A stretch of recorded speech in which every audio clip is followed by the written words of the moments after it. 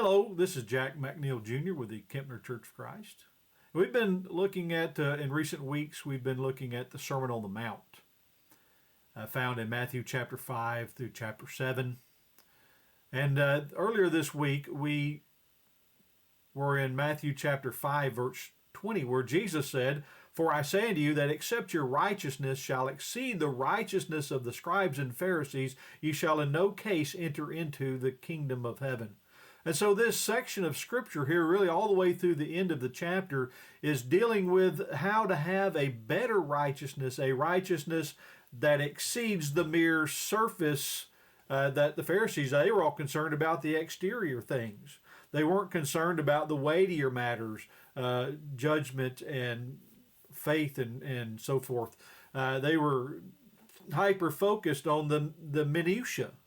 And so with leaving out the important matters.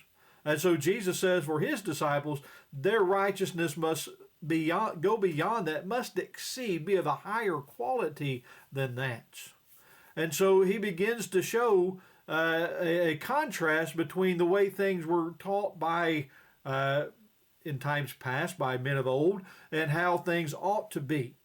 And so, as we talked about on the last lesson, we talked about, he made 5 statements where he said, you've heard it said by them of old, but I say unto you, demonstrating his authority. And so, the first one of these is found in Matthew chapter 5, verses 21 through 26, where he says, "You've heard that it was said by them of old time, thou shalt not kill, and whosoever shall kill shall be in danger of the judgment. But I say unto you that whosoever is angry with his brother without a cause shall be in danger of the judgment.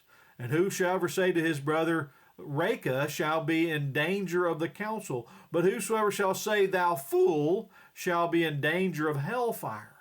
Therefore, if thou bring thy gift to the altar, and there rememberest that thy brother hath aught against thee, leave there thy gift before the altar, and go thy way, and first be reconciled to thy brother, and then come and offer thy gift. Agree with thine adversary quickly whilst thou art in the ways with him, lest at any time he deliver you to the adversary, and the adversary deliver you to the judge deliver to the officer, and thou shalt be cast into prison. Verily I say unto thee, thou shalt by no means come out thence, till thou hast paid the uttermost farthing."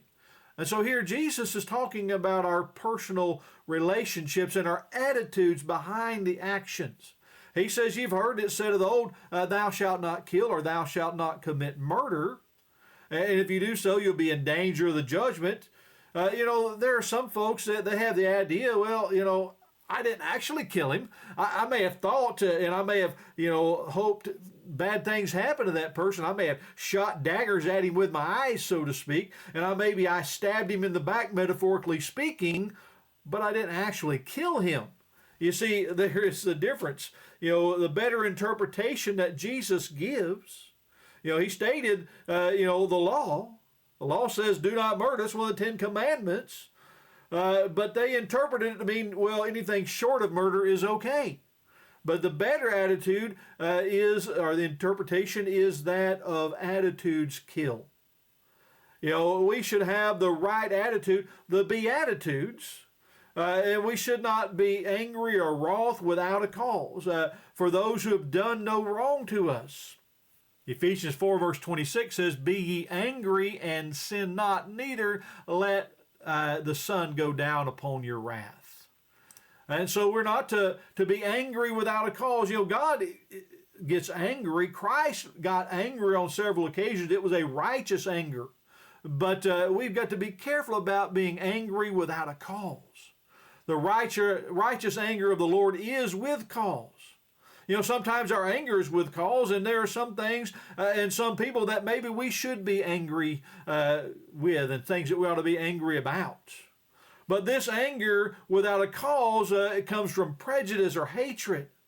The progression is shown here, which progressively worse results. He says, be angry, contemptuous, saying the word raka, that is a sign of contempt, being spiteful, calling someone a fool.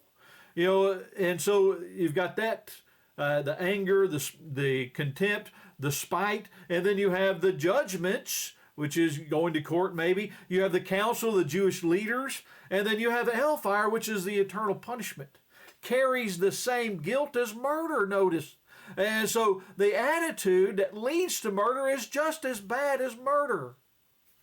And so the conclusion is that this is urgent because it affects our relationship with God. He says, if you're there at the altar and you're about to lay your gift there on the altar and you remember that your brother has something against you, then leave your offering right there. Don't offer it. Don't make the offering. Go and be reconciled first and foremost. Get that relationship right. Get that attitude straightened up, and then you can make that sacrifice and it be pleasing and acceptable to God. And so, we need to make sure that we are reconciled to our brother before we can acceptably worship God. And so, I think this is related to the Beatitudes in that, we're to be poor in spirit. Blessed are the poor in spirit, for theirs is the kingdom of heaven. And then, maybe to be a peacemaker. Blessed are the peacemakers, for they shall be called the children of God. And so let us focus on having the right attitude towards our fellow man so that we will treat them in the appropriate way. Have a great day.